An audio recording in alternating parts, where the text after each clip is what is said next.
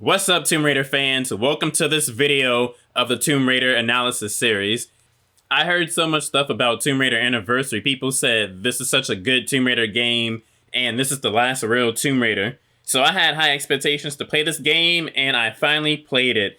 And honestly, I gotta say it's not what I expected, and as a whole, I didn't like it. Nor do I think it's good.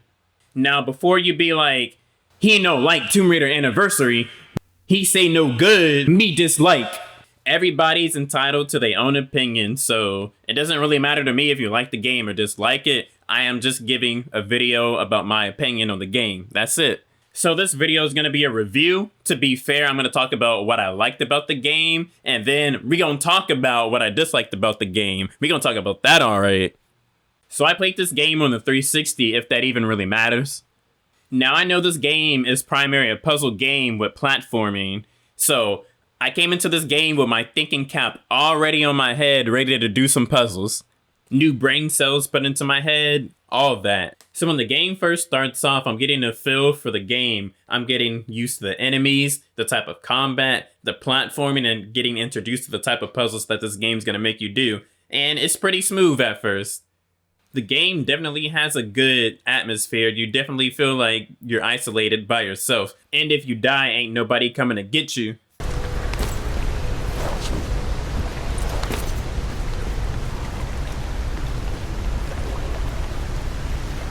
The locations that you visit in this game are pretty cool. They all have their unique aesthetics to whatever location that you're visiting. The story's cool. You can look at my Tomb Raider Anniversary Lara Croft character analysis if you want to see what I took from the story of this game. The combat in this game is pretty simple.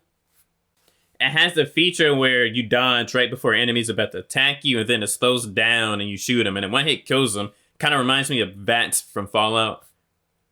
Combat was fun when you were in combat, but yeah, when you were in combat. One minor detail that this game has that I actually really like is Lara's idle animations. They're actually very unique depending on the environment and your conditions. She's sweating and she wiping it off. Dust on your rear side, wipe it off. Muscle sore, stretch it out. Is that a snake in your boot? One thing I like about this game is the platforming. At times, the platforming can be very smooth, and when you platform, you have to pull off some very intricate maneuvers. Whether you're wall running and you have to kick your legs off of a wall, or you're grapple hooking onto a ceiling and you're jumping off, when you pull off these maneuvers and you do it right, it looks very smooth and nice. Some of the areas where you have to do platforming look very cool. It's like the area looks very nice, and some of them are very iconic and memorable. Some of these puzzles in this game are very intricate and complex by design. Some of them I thought they were really clever. Some, let me just say that to be clear, some. Lara has these triple jumps with really cool animations. I don't really know what the purpose of them is though, but I think they're just in the game to make her look cool. One thing I really did notice about this game though is you can actually do a tech roll like you can in a fighting game when you get knocked over and fall to the ground. The bosses take a more puzzle-like approach. You don't just shoot them up until they're dead. You kind of have to do something with the environment. Nothing wrong with that, and it's definitely more captivating than a lot of other areas of this game. Get ready for these back shots, Natla. One thing I noticed in this game is the developers that made this game have the ability to turn a simple room into a complex puzzle where you have to figure out how to platform and what to do and how to get out this simple small room. They can make it so intricate. Well, that's about everything I did like about the game. And for some of the things I did like about that game, there are a lot of moments to be honest, where those mechanics were bad. Now let's talk about the bad stuff, man, because we gotta talk about this. The main thing I hate about Tomb Raider Anniversary is how long it takes you to figure out a lot of these puzzles. This game will make you spend 30 minutes to over 3 hours trying to figure out a puzzle if you do not reference a guide. This game will have you spend a whole hour in one room to go into another room to spend a whole nother hour wandering around, looking dumb, killing all your motivation to make you want to progress into the game by consistently putting all these puzzles that take forever to solve. There's nothing fun about wandering around for 30 plus minutes to hours trying to figure out what to do over and over again. So the first third of the game is pretty fine. There's nothing really major that annoys me until you get to one level, and that level is St. Francis Folly. The intro of the level is fine, but after that, that's when the game starts hitting you with so much inconsistencies. I actually replayed the level because some of my footage got corrupted and it was still annoying me. So the game makes you climb up and down the structure, and in the process you have to open 4 doors, and while doing so much dumb stuff happens. You're trying to figure out what you can jump on and something pushes you off and you die. Now you gotta start all the way over. Oh, you made it to the bottom. Now you're climbing back up and you got a checkpoint. Oh, you're trying to jump on something. Let's make something push you. Restart. So you finally made it to one of the rooms and now you're in the entryway of going into it. You should be able to jump in this window, but the game wants to glitch out and not allow you to when you obviously should be able to do this. So I made it to one of the other 4 rooms to get through St. Francis Folly. Oh, I don't know what I'm doing now. I wonder how long it's going to take me to figure this room out. Oh, I gotta raise the water? Alright. Now I gotta lower the water? Okay. Can I jump right here? Okay, I guess not. Oh, I gotta use the wood platforms to jump over there. Bruh, they did not float to where they were supposed to go. Alright, we finally got it. I swear, this game is so annoying. 3 more rooms to deal with stuff like this. To get past this one level. I can't wait. Doing tedious stuff like that over and over is what Tomb Raider Anniversary is all about. How fun. Bruh, can I fight somebody? Now, there's times in this game where your jumping and grabbing mechanics just fail and they just don't work. Grab the ledge. Oh my god, the game wants to be consistent for once. So you're just not gonna reach for the ledge? I should clearly be able to make this jump. I forgot I'm playing Tomb Raider Anniversary. Alright, let me find this angle. What is this game on? So I can jump back, but I can't jump to that area from that spot. Consistency, are you present? Raise your hand if you're in the classroom. Consistency, because I don't see you. I think I'll slip into something else. I think I'll slip into something else. I think I'll slip into something else. Yeah, I think I'll slip into another Tomb Raider game. On top of you trying to puzzle, platform, and taking forever to figure out where to go, all these little bugs and glitches really just make your experience even worse. Bruh, why is the X button spazzing out? I don't even want to make this jump. I don't trust this game. You don't find that suspicious? Jump to the ledge. Like, what is wrong with this game, bruh? I can't wait to be finished with this game. Speaking about inconsistencies in this game, well, check this out. Come on, Slim. So you're telling me the game never told me to use any of these advanced jumping techniques ever, but now I have to use them to get to the platform in time. Wow, astonishing. And then I get up there for a jump where she doesn't want to grab the ledge. Nice. There's probably going to be a couple of you to be like, you're supposed to hold the jump button. Don't you think I'm doing that? That being Egypt is the second to last area of the game. What do you guys think I've been doing to even get to this point? This game lacks so much combat. It's like wild. Like, it's so dry and boring. Like, the puzzles and platforming sometimes are so unstimulating. Where's the action? We're out here with pistols, 50 cal pistols, submachine guns, and a shotgun, yet we're fighting rats.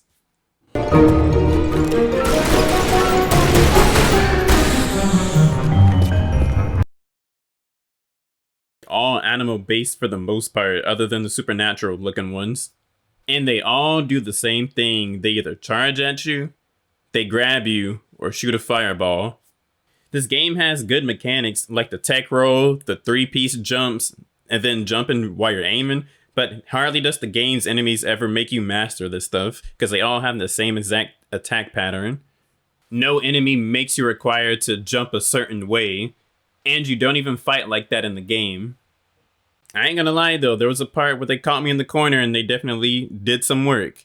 What am I gonna do with this fancy 3-piece jump? Step on a rat? When it comes to these slow-mo shots, you do have to jump in the right direction and time it right, but sometimes the game just allows you to still get hit.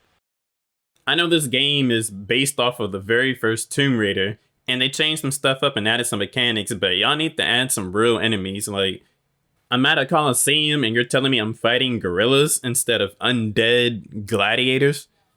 I'm still gonna pull up on these gorillas though. I haven't gotten no action since 3 hours from doing puzzles and stuff. I'm gonna have them like this.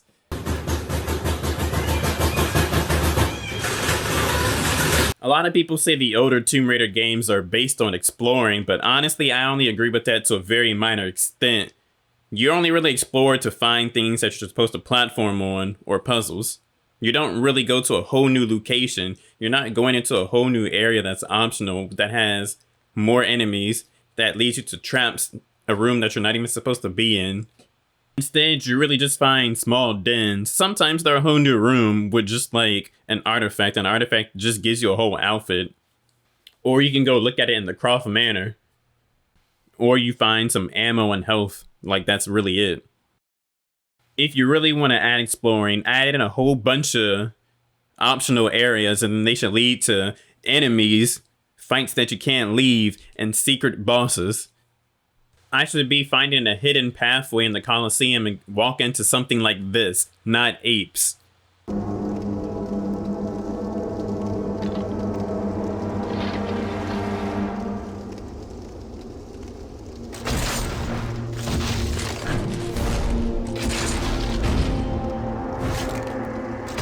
When I played this game, I had to reference a guide way too many times, to be honest. I really wanted to play this game without using a guide so I can get the full experience. And honestly, these puzzles in this game just do way too much. Like, no one's gonna have a hard day at work and then come home and play a game that makes you spend 2 hours plus to figure out a puzzle consistently over and over. I think if a lot of people have to reference a guide to beat your game, even if it is a puzzle game, that's telling you that your game isn't articulated pretty good. So for this part of the video, we're actually going to go on a field trip. I know it's been a while since you've been on one, but get on the bus because we're going on a field trip. Seatbelts, everyone! On the magic school bus! We're actually going to go to YouTube to look at the walkthroughs I watched, and we're going to look at the comments and relate them to sections I talked about. So buckle up. So let's pull up the St. Francis Folly walkthrough and let's see what people are saying. And let's just see what's up with it, because I know I'll use this walkthrough for a guide. So this video nearly has 100,000 views from 2013, and it's either people referencing it for a guide or it's people trying to find all secrets. Thanks a lot, I was lost in this part of the game before. 4 years and left the game, but today I could complete this chapter due to you. I can see that. Are you winning, son? Nah, bruh, I've been stuck on St. Francis Folly for 4 years. This part is really tiring. I agree. I got stuck at 28:23. Me too, please help. I'm stuck at 28:17. Let's go see what 28 is all about. Didn't I cover that part? That didn't work like that for me. I definitely was stuck there too. The only difference is he had the handle on the top side, and honestly, that's no excuse. Like, this is clearly what you're supposed to do. Something else about this game is if you try to replay a level and you have to leave or you just quit, you have to finish the whole level. It doesn't just give you a checkpoint and you can resume it, which is something really dumb. Anyways, let's see what else people are saying on these walkthrough comments. Something about this game was really boring. I agree. This game is 70% anger and 30% that was badass. I agree with that. Yeah, I wish I knew before playing it. The game designers made terrible choices and ruined what could have been a beautiful and interesting game. Shame. I honestly agree with that. I think this game is very flawed. This is what people are saying about the Egypt Obelisk of Khamun level. 246 is the hardest jump in the entire game. The 246 jump is a pain in the ass. Please someone explain those developers the difference between difficulty and annoying things. Let's look at 246. Y'all remember I did this jump? Let's look at the clips again to see what happened when I did it. Every time you die at that part, you have to start all the way over and do a little bit of platforming just to get back up there and die again. So that part is definitely tedious and annoying. There's a lot of other things I can talk about I just liked about this game and actually show footage of what I'm talking about, but We need to wrap this video up. When it comes to Tomb Raider Anniversary, I honestly do not recommend it. You can see other people have the same experience as me. They're talking about the same things I was talking about. I know this game is a puzzle game, but even as a puzzle game, these puzzles just do way too much and they take way too much of your time. There's nothing fun about that whatsoever. Even as a puzzle game, there's way more creative ways that you can combine platforming and puzzling to make it more stimulating and more involving. This game is full of random bugs and glitches of stuff that you should obviously be able to do. I'll never be able to understand how she won't grab a ledge, but then when it comes to jumping on pillars, it has an auto snap. Where's the consistency? I can't even shoot this thing that I'm supposed to shoot, and it's highlighted red. There were some areas I did enjoy in this game though, like the Great Pyramid. It knew how to combine platforming and disrupt you with enemies, and it sprinkled some puzzles in there, but it didn't waste your time like majority of the game did with trying to search around, trying to find out what to do. I think with the mechanics in this game, it has a lot of potential, but even though this game has a lot of potential, all that really matters is how it's executed. And when it came to this game's execution, I'm giving it a 5 out of 10. It's just way too many glitches. Most of the puzzles are so unstimulating, they're time consuming and boring. They proved that they can do puzzles, they proved that they can do platforming, and they proved that they can do combat. But with all that creativity and making puzzles, they should have took that energy and made an overall more engaging game in general. You know what game does that? Tomb Raider Legends. With all the bugs and glitches, I feel like nothing was patched in this game or play tested. You have other people out here talking about the game has bad game design, and I honestly agree with that. Then you have people saying they couldn't beat the game without a walkthrough. I know that was my case. I feel like you can't beat this game without a guide. If somebody beat this game without a guide, they spent hours upon hours playing the game trying to figure out what to do. Nobody has time for that when you have other things that you want to do with your life. This game honestly makes me not want to play Tomb Raider 1 since it's pretty much a remake of that game. But I'm not going to count Tomb Raider 1 out just yet. I'm going to play it and see it has its own separate thing. I hope it's not like Anniversary. I'm willing to bet, since Tomb Raider Anniversary is based off of Tomb Raider 1, that they decided to put way more action in Tomb Raider 2 and 3 to keep people stimulated and wanting to play the game. From what I was hearing about this game, people made it seem like it was going to be a really good, enjoyable experience, but that's why you have to see things for yourself, because clearly it was not for me. I feel like only hardcore puzzle people who have a lot of time to spare, who solve Rubik's Cubes on the daily, will like this game. Ain't nothing wrong with that. But as a puzzle game, I didn't like this game and I don't think it's good. I'm ready to play a game like Portal because that game's in IGN's top 50 games of all time, along with the sequel Portal 2. What awards all behind it? I feel like that game's probably way more articulated better than this, but maybe I'll play it for the channel to figure out if that's true. But it's Perkspective here, and you guys already know what I'm about to say. Vibe out.